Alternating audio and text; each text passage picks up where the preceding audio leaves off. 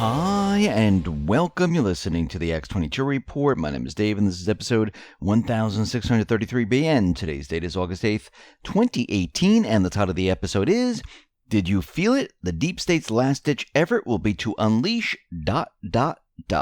Let's get into the economic collapse, political and geopolitical news. Now, we can see that the walls are closing in around the deep state. I mean, if you listen to the corporate media, you would never think this because they're not reporting on the same things that we're reporting on. They're looking at Russian collusion, racist hate speech, and everything else to convince everyone by continually repeating this over and over and over to distract everyone. And we know that McCain has been missing, I think, since December 2017. He's saying that he has medical problems and he hasn't been seen. Yes, sometimes you hear a tweet here and there, but he's really not back in Congress. And we can see why.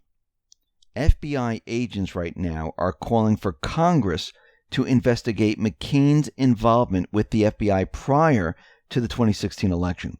Specifically, the FBI insiders point to a meeting McCain attended in March and April of 2016 when it is believed that the FBI supplied names of Russians to McCain, who then handed the classified intel off to Fusion GPS. So McCain is being swept up into this investigation, and I think he knew eventually that this was going to come out, and we might even see him run and hide, or maybe even fake his death. We see that Congress right now recently received a trove of Bruce Ohr emails, which include exchanges with Chris Steele and others. Sources say emails show that Ohr is more of a significant player in the dossier component of the FBI and Department of Justice investigation than originally thought. And remember, Nunes came out and told us that Bruce Ohr is going to be a lot bigger than everyone thinks. Now, what these documents show is that Bruce Ohr had contact with Steele in the days just before the FBI opened its Trump-Russia probe in summer of 2016, and then engaged Steele as a confidential human source assisting in that probe. They also confirmed that Ohr later became a critical conduit of continuing information from Steele after the FBI ended the Brit's role as an informant. Steele's FBI relationship had been terminated about 3 months earlier. The Bureau concluded on November 1st, 2016, that he leaked information to the news media and was not suitable for use as a confidential source, and this is what memos show.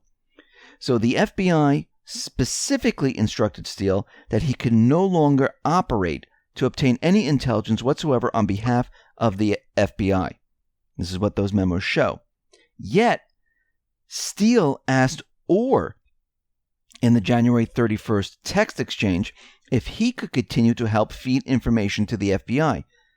Just want to check you are okay, still in the situ and able to help locally as discussed along with your Bureau colleagues.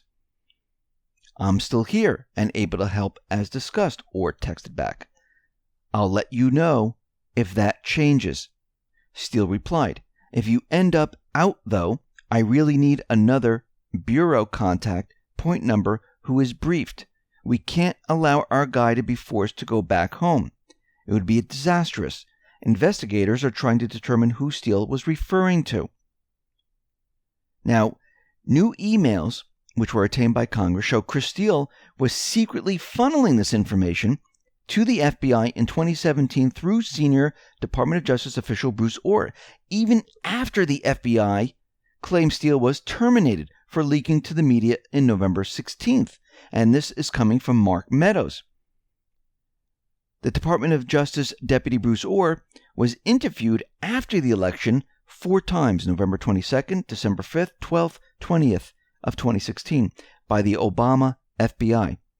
During those 4 2016 interviews, Obama, Comey, McCabe, Lynch, Yates, Baker, Strzok, Page, Rybicki, McCord, Corton, Priestab, Laufman were all still in place. The Inspector General investigation had not yet begun. So the question is, why was the FBI interviewing Bruce Ohr in 2016? Who was interviewing Bruce Ohr in 2016? Well, that we don't know. But the conservative treehouse theorizes that this is how it might have gone down. After candidate Trump won the election, the small group knew Bruce and Nellie Ohr were both big risks and weak links. Additionally, the Department of Justice needed a backdoor conduit to continue access to Christopher Steele after the FBI discontinued formal communication. Fusion GBS's Nellie Ohr would be the hub, and Bruce Ohr would likely be the carrier. If our prior research assumptions are correct, Bruce Ohr and Nellie Ohr were the two key participants at the heart of the raw FBI NSA database intelligence surveillance, gathering and intelligence laundering operation. When Admiral Mike Rogers shut down contractor access to the NSA FBI database April 18, 2016, the outside group needed a workaround. That's where the Department of Justice official Bruce Ohr and his wife Nellie Ohr came into play. The Department of Justice side of the operation was conducted within the National Security Division. John P. Carlin, the Department of Justice NSD via Bruce Ohr, could use the NSA FBI database and pass information to and receive information from Nellie Ohr. Nellie was hired by Fusion GPS immediately after Admiral Rogers shut down the FBI contractor use of the system. Nellie would be the go-between. Nellie, working for Fusion GPS, took the raw intel from Bruce and passed it along to Christopher Steele. Steele washed the unlawful or raw intelligence by putting it into this dossier and feeding it back into the FBI. The Department of Justice FBI then used the laundered intelligence to enhance their FISA Title I surveillance warrant against Carter Page to gain access to monitor the Trump campaign legally. Christopher Steele would never found anything about Carter Page on his own. Page was a nothing burger. However, the FBI had previously used Page in a Russian operation. Part of the raw intelligence the FBI fed to Christopher Steele through Nellie Ohr was their intel on Page. When Steele returned the dossier to the FBI, the Department of Justice FBI could present Steele's construct of Carter's Page to the FISA court as collaborating evidence. The goal of all this activity was always their surveillance on Trump. They obtained the FISA Title I warrant on October 21st, 2016.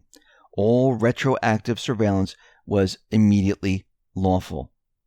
So we can see how this all played out, and there's evidence to back all of this up when you start connecting all the dots. So let's continue with this. The Clinton opposition research turned intelligence product was carried by Nellie Ohr to Christopher Steele, who then recycled it back to the FBI and Department of Justice, and it was leaked to the media as needed to script the Russian narrative.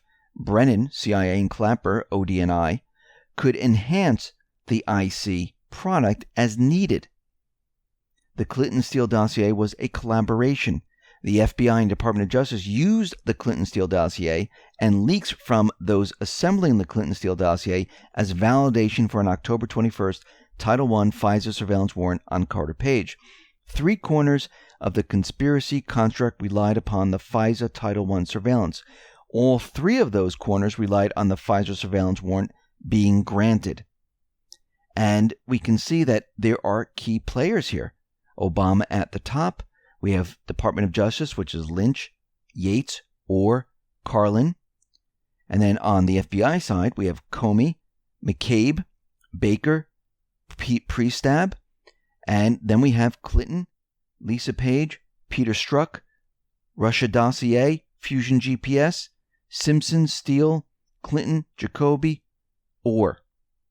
And you can see, putting all this together, they all worked on this together to create this entire thing.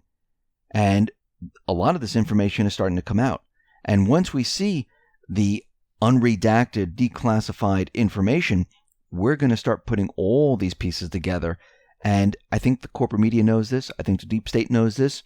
And I believe that they're not going they're going to try to do whatever they possibly can. But if this does, or when it does come out, they're going to unleash something huge. What it will be, we don't know as of yet, but it will try to cover up what is happening here.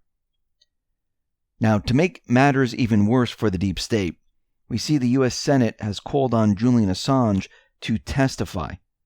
Now, he's been asked to testify before the U.S. Senate Intelligence Committee as part of their Russia investigation, according to a letter signed by Senators Richard Burr and Mark Warner, posted by the official WikiLeaks Twitter account. Now, the letter was delivered, and it reads in part, "As part of the inquiry, the committee requests that you make yourself available for closed interview with bipartisan committee staff at a mutually agreeable time and location." And if we go back to the Q posts, we see that Q has been telling us that they know the whereabouts, or they have Assange and they're protecting him, maybe to produce him later in front of Congress. Because think about it. Once Assange gives testimony, it could destroy the conspiracy theory that Russia hacked the DNC server. Because what do they have? They have it all. They have the emails. They have the information. They have everything. And I think this is checkmate for the deep state once Assange testifies. And we'll see how this proceeds as we move forward here. We see Dianne Feinstein, we're finding out that the driver, this Chinese spy, was not really the driver. It looks like this individual, Russell Lowe, worked in the office of Dianne Feinstein and worked for 20 years in Feinstein's San Francisco office, stealing information. And this is just amazing because she was part of the U.S. Intelligence Committee, or the U.S. Senate Intelligence Committee, and she had no clue that this individual was stealing information from her. Or was he stealing it? Or was this an arrangement? We don't know as of yet.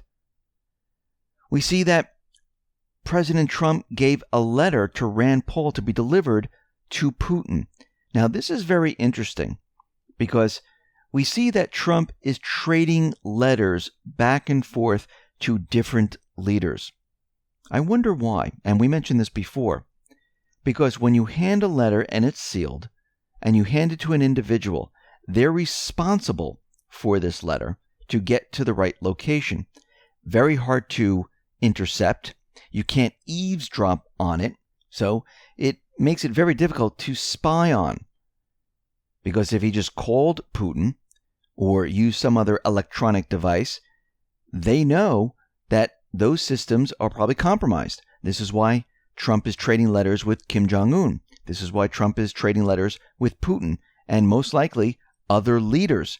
So the corporate media, so the intelligence agencies, they don't know what's going on. And again, if you give it to an individual, that individual is responsible for the delivery of that letter. So the letter can be given in private. You can write it in silence. You can hand it to someone and you can be outside someplace or someplace where it's all checked for bugs and stuff so nobody knows what you're talking about. And that person has the letter. And before you know it, that person is already delivering that letter without anyone really knowing what's going on. And it keeps the intelligence agencies, the mainstream media, completely in the dark. Because as you can see, there were leaks before, and to get around leaks, you can do something like this. We see Maduro is out there, and he's accusing one of Venezuela's opposition leaders, Julio Borges, of being linked to the alleged attempt to assassinate him. And it looks like 11 individuals were offered $50 million to assassinate him. I wonder where all this money's coming from. Most likely the intelligence agencies to assassinate Maduro. They've been trying to get him for a very long time. We see right now that North Korea nuke launch site is being dismantled, even though the corporate media like NBC, CNN, Wall Street Journal, and the rest continually to tell us that they're not following through, nothing's happening. Well, it looks like they're spewing propaganda, fake news once again. We have satellite imagery. Analyst Joseph Bermudez Jr. has been showing that North Korea has been dismantling their sites. So commercial satellite imagery from August 3rd indicates additional dismantlement activities are ongoing at the satellite launching station. At the launch pad, Work on the rail-mounted processing transfer structure used to support rocket launches continues, with 2/3 of the west wall and 1/3 of the north wall having been removed. We also see that the vertical engine test stand is also being dismantled. And they are showing the satellite images. Yes, they're in color, in 3D, and you can see the different areas where they're being dismantled. So everything the corporate media has been saying, fake, phony, and false. We see that the Syrian government, they are attacking the supply lines in southern Idlib. Remember, Idlib is where the rest of the paid mercenaries are hanging out right there, and they're hitting their supply lines. And I do believe that it's going to be a matter of days before the paid mercenary forces are surrendering to the Syrian army. And once this happens, it looks like it's going to be completely game over. And Syria and Russia will have full control of Syria. We're going to see more reports coming out of Iran, where they're withdrawing more of the troops, probably from Assad, saying we don't need other foreign nations in our country anymore. We're just going to keep Russia here. And then you're going to see the coalition forces announce that they're withdrawing their troops. There is nothing left for them to do in this country. We see Q's site, qan.pub, went down during the morning, and it looks like it was switched over to another domain, qan.app. And the last post on there was 1825. And Q put back up the bill that opened the door for Twitter, Facebook, Google, censor and control. We read this yesterday about Bill 5181. We went through it and it said, think Russian bots, think foreign propaganda, the more you know Q. Well, Q followed up with digest and understand, foundation to support censorship against conservatives. Pointed to a Reddit link, all in brackets, bold, blue wave, midterms. Their entire future depends on winning majority in the House. So how did these mainstream media outlets, how did they get the funding to push the propaganda? Because remember, this was going to different organizations to combat foreign propaganda. Now, remember, the mainstream media calls Trump a Russian puppet. Thereby, all pro-Trump comments are Russian bots. So the mainstream media gets to tap into the $160 million slush fund to fight the anti-Russian narrative that they created. This is how they get around it. They're saying that they're getting hit by Russian bots. This is why Q says, think Russian bots.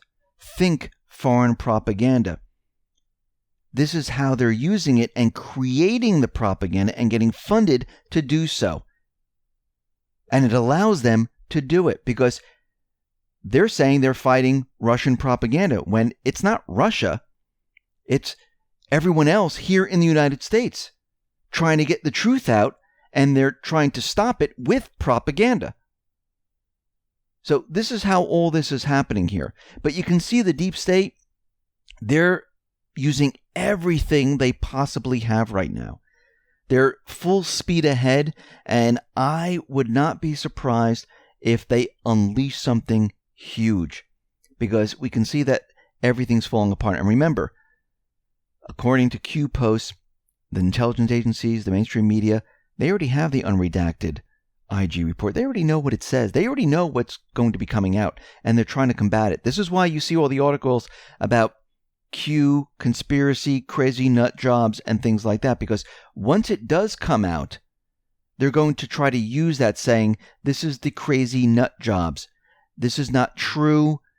This is all conspiracy theory, and they're going to go down that route. And of course, if that doesn't work, they're going to move into something even larger. And I don't think it's going to work. I think they're pushing this idea, and the proof is going to be on the side of the Annans, because we've been collecting proof. We've been collecting and connecting the dots. And again, once you present facts, it's very difficult to fight against facts. Doesn't matter how much money you have. It could be $1 billion. You can create $1 billion worth of propaganda. You cannot use that and go up against facts and truth and win. It's completely impossible, because truths and facts are built around a foundation of documentation, connecting the dots, finding the real information. Propaganda is built on lies. And to back up lies, what do they have? Nothing. What, more propaganda, more lies? Eventually someone's going to say, can you just show us the proof? I mean, think about Russian collusion with Trump. Have they ever shown any proof whatsoever? If Mueller actually had proof, he would have been out there already. It would have been all over the place. It wouldn't be a year. It'd be a couple of months, and it would have been all over the mainstream media. But as we know from Veritas and everything else, it was a nothing burger. So we're coming up to a very pivotal time. We know the deep state, they're not just going to sit back and relax and say, hey, we give. Yes, it was all a lie. No, they're going to continue on with their goal, with their agenda, and they will unleash whatever they have to unleash to push their agenda forward. Listen, everyone, thanks a lot for listening. Be well, be safe, and especially be prepared. Thanks a lot.